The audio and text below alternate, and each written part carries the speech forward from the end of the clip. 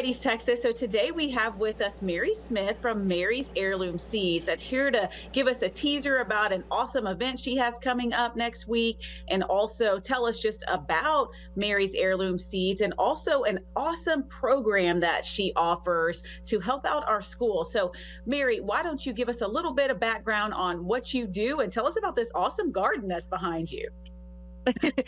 Thank you.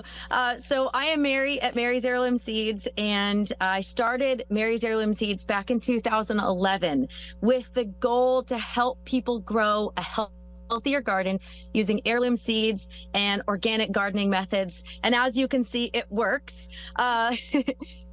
So my goal has always been just to help people grow a fantastic garden, and I share a lot of this information on YouTube. I teach classes, and then speaking of which, next week I've got a class with the Angelina County Master Gardeners in Lubbock, Texas. They reached out to me and asked me to teach a class because they saw that I had done other classes with other Master Gardeners groups. So I'm really excited to share more gardening information about growing in East Texas. Yeah, and it's getting hot outside, Mary, like really hot. So just as maybe a little teaser leading up to the event next week, could you possibly give us some few little tips on things we could do to help our gardens look as good as yours back there? Absolutely. So the weather's changing from 80 degrees, it's approaching 90 degrees, and sometimes our gardens start to struggle. So there's a lot of ways that you can grow still in the summertime. You can use partial shade like I have on this side here, and then it's going to be full sun and partial shade again. So where you plant your garden is going to be really important. And then you can use shade cloth, and really important is growing varieties that do well in the heat. So I'll throw one out there, white scallop squash, also called patty pan squash. When I started this garden, when we first moved here, it was July 1st and It was hot. I know. And I had one person in particular said, it's impossible to grow a garden in East Texas in July. And I said, watch me. So that white scallop squash, I was able to harvest in as few as 42 days, even in the heat of East Texas. So if I can do it, you can do it. And if you struggle, you can always reach out and I'll be happy to help. Wow. I mean, you really did it because it looks amazing back there. What are the tall, like purplish plants right back up? Yeah. Oh, that one is called Hopi Red Dye Amaranth. So amaranth is a heat-loving crop. It's been around for a really long time. I believe it's part of the spinach family. And as you can see, it's blooming and it looks beautiful. It actually, when you use it, it can dye the food you're cooking. But the Hopi Indians used to use it to dye their clothing. So it can be used for so many different fantastic ways. This one here will eat for the lettuce, but then you can actually harvest the seeds and cook them similar to what you would quinoa or rice. Oh, wow. And it's a beautiful plant too. And it looks pretty tall. It'll grow twice that tall. Wow. Wow. Okay. So where is Mary's Heirloom Seeds? Where can people find you?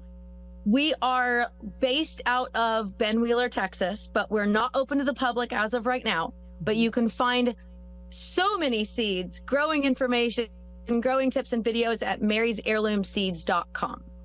And you said you're going to go to Lufkin and talk to master gardeners. What does that mean? What's a master gardener? So it's a specific program. I'm not even a part of their Master Gardener program, but I have looked into it. It's a fantastic group of people that get together. They've had to learn a lot of information about plants and about, there's different local plants. There's specific to Texas that they learn about. It's a certain amount of hours that you've got to do in class, and then they have volunteer hours as well. So it's a fantastic program, and it's nationwide. The Angelina County one obviously is Angelina County, but it's across the U.S. Right. Okay. And so I like that you're going and helping educate. And I think I shared with you that I love gardening. It's an activity that I did with my grandparents growing up. And I think it's so therapeutic and just has always been a way for me. If I'm not working out, I love gardening. It's just a way to just check out from the world, if you will, and just heal yourself and your thoughts while you are planting and picking and growing beautiful, beautiful things. And so you said that you donate to schools. Will you tell the community about that? Yes, absolutely.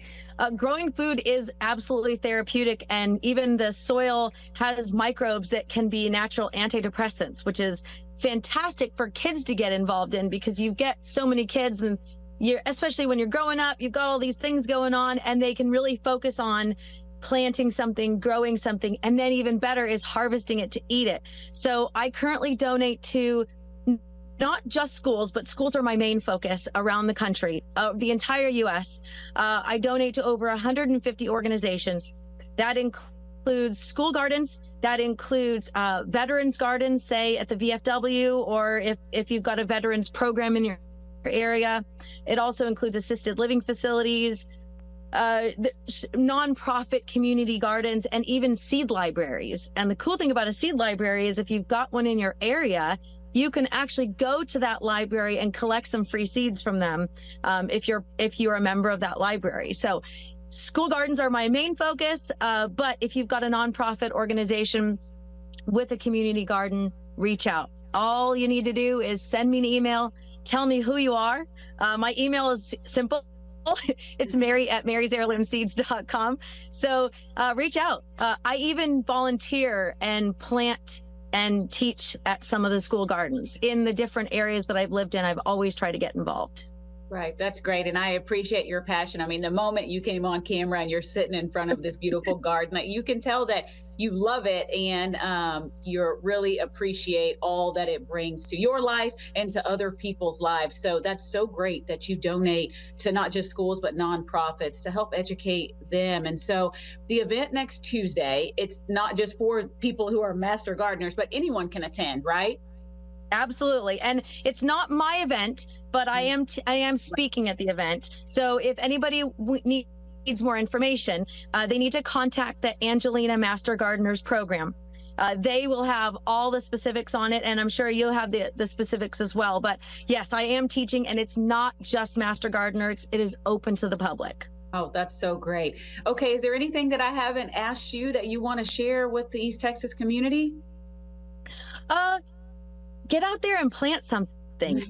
That's it. It's so it can be frustrating. I'll say this it can be frustrating if you watch YouTube videos and see all these people promoting it that can overcomplicate things. And I prefer to keep it simple.